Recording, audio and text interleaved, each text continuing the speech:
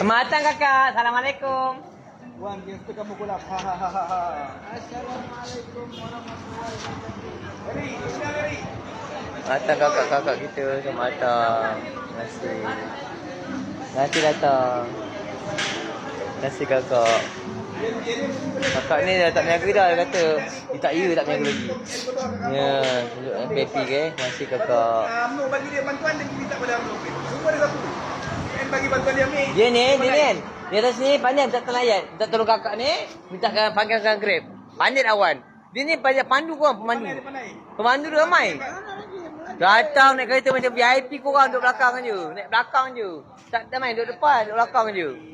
Ni cakap korang. Mau masuk. Pak Haji kita. Ni.